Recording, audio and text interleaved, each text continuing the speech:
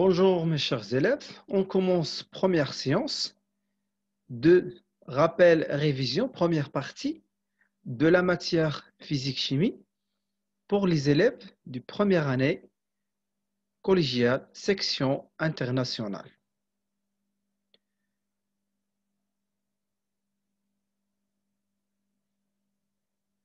Donc les notions qui sont ciblées sont, première partie, ce sont les états physiques de la matière. Deuxièmement, les transformations physiques. Troisièmement, masse, volume, masse volumique.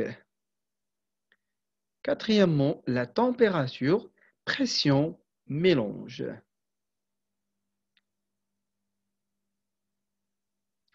Premièrement, les états physiques de la matière.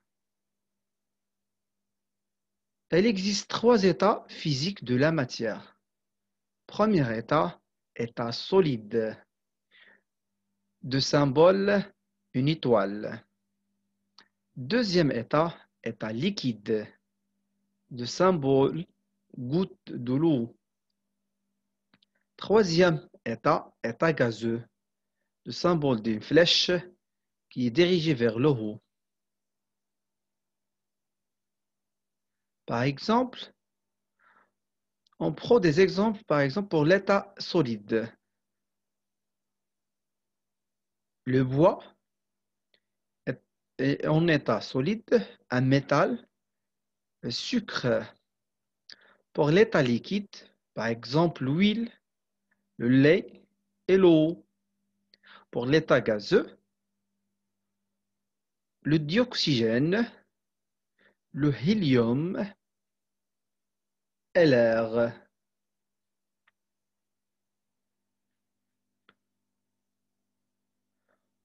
On passe pour la deuxième partie, les transformations physiques.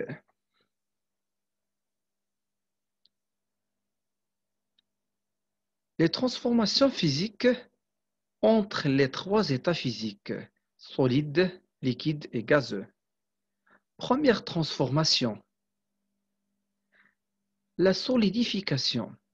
La solidification, c'est une transformation de l'état liquide vers l'état solide. Par exemple, l'eau est solidifiée et se transforme en glace. Deuxième transformation, c'est la fusion.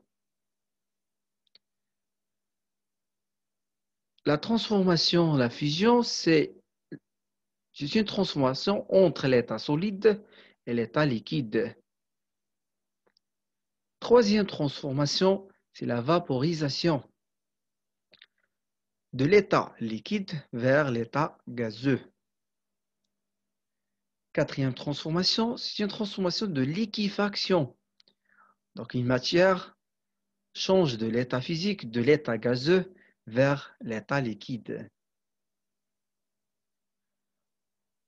Si on change la température ou bien la pression d'une matière, l'état physique change. On dit que c'est une transformation physique. La troisième partie, ce sont les grandeurs physiques. Premièrement, masse, volume, masse volumique. La masse est une grandeur physique. On peut le mesurer à l'aide d'une balance Roberval avec des masses marquées ou bien d'une balance numérique. Les unités de masse, par exemple, kilogramme, gramme, centigramme, décagramme, etc.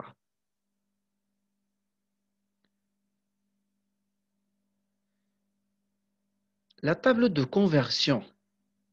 Pour la masse, il existe 10 colonnes avec seulement 9 unités.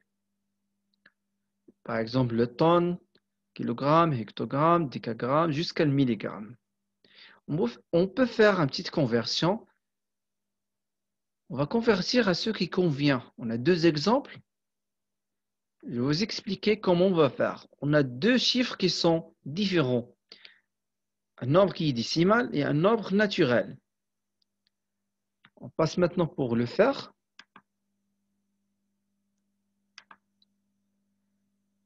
On a 0,025 kg. Donc le chiffre 0, il doit être dans le kilogramme. Donc j'écris ici 0,025. À condition que chaque colonne, on doit écrire seulement un chiffre. Maintenant, je peux éliminer l'ancien virgule. Voilà. Maintenant, le gramme, il est le 5. Donc, je dois faire un virgule. Donc, le chiffre, c'est 25. Donc, 0,025 kg, ça donne 25 grammes. Le deuxième chiffre est un nombre naturel. Donc, je prends le premier 0, dois l'écrire dans la colonne qui concerne le décigramme. Voilà, 0, 2, 5, 6. Maintenant, je change jusqu'à le décagramme. Le décagramme se trouve 5, donc c'est égal à 60, 65,2 décagrammes. Maintenant, on va continuer notre leçon.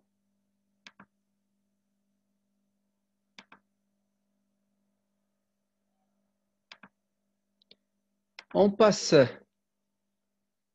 pour la deuxième grandeur physique, le volume. Le volume, on peut le mesurer à l'aide des verreries qui sont graduées. Par exemple, une éprouvette graduée, ou bien un verre à pied, ou bien un becher, ou bien un Erlenmeyer. Les unités de volume, hectolitres, centilitres, mètres cubes, centimètres cubes.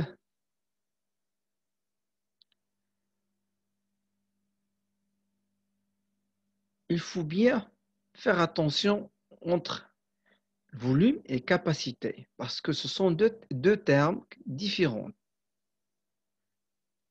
Par exemple, si je prends une bouteille d'huile d'olive, avant l'utilisation, la capacité de cette bouteille d'huile est 2 litres. Et le volume d'huile, c'est la même, c'est 2 litres. Mais après l'utilisation, la capacité de cette bouteille reste la même, 2 litres. Mais le volume d'huile diminue.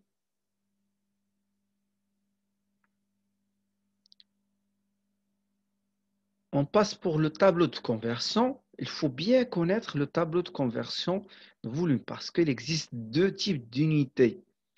Par exemple, mètre cube, décimètre cube, centimètre cube et millimètre cube. On dit que pour 1 litre, il correspond à 1 décimètre cube. Donc, je peux faire un petit exercice comme conversion. Donc, on a deux exemples. Convertir à ce qui convient. Maintenant, on va faire l'exercice. Donc, premier chiffre, c'est un chiffre décimal. Donc, virgule.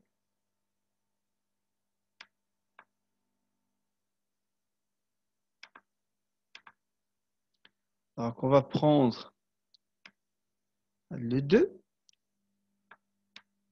On va les positionner les 10 lettres de le tableau. Voilà le 2, virgule 36. Donc, on veut le centilitre. Donc, je dois éliminer la virgule ancien.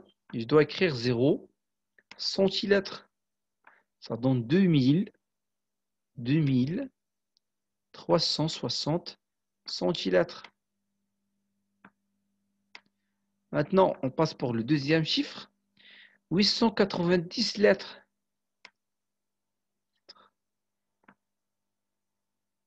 Donc, le 0, c'est en lettres. Donc, je dois écrire 0 ici. 9 et 8. Donc, 890. Maintenant, je dois chercher l'unité de mètre cube. Voilà, je dois écrire ici 0 et la virgule.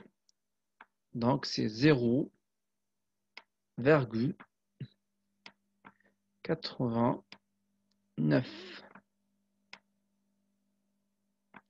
On continue maintenant notre leçon.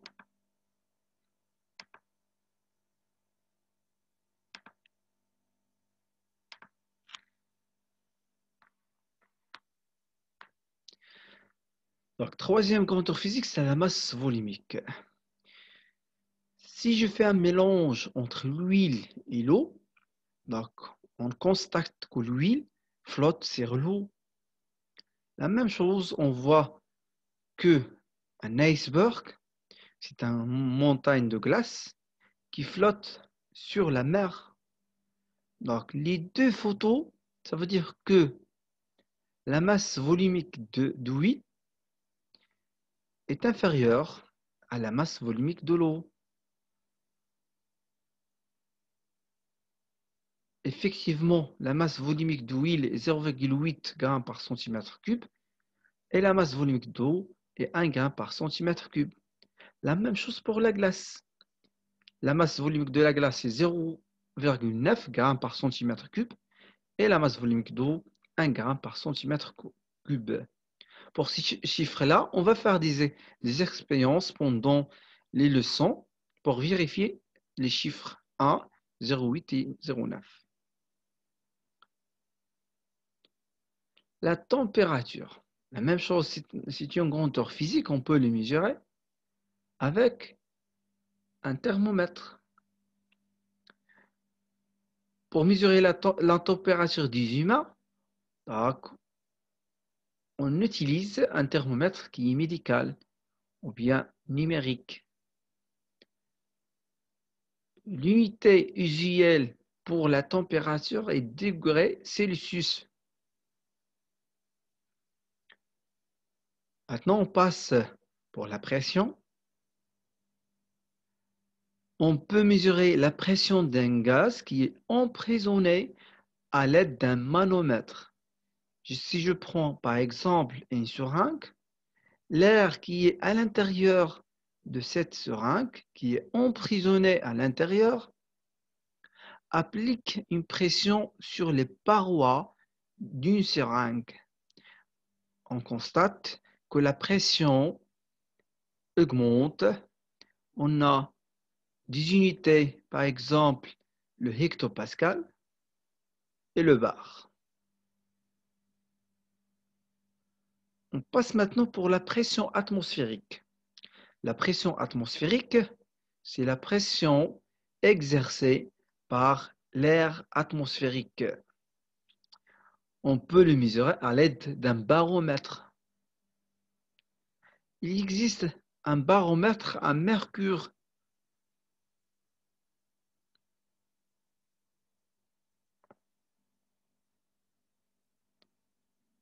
La dernière partie, on va parler sur les mélanges. Premier type de mélange, un mélange qui est homogène. Si je fais un mélange entre le sel et l'eau, ou bien le sucre et l'eau, ou bien la sulfate de cuivre, c'est une matière qui est blanche, plus l'eau, ça donne un mélange qui est homogène. Donc, je vois que le mélange avec même couleur dans les différents endroits.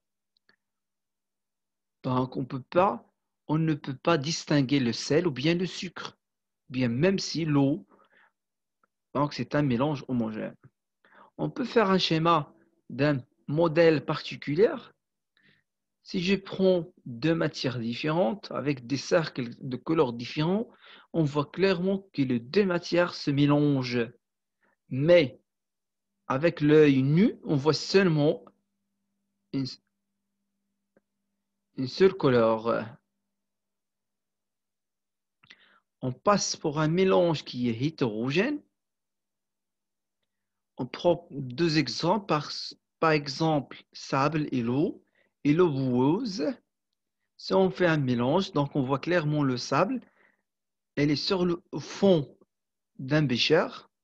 On voit clairement la deuxième partie, c'est l'eau. Donc c'est un mélange hétérogène.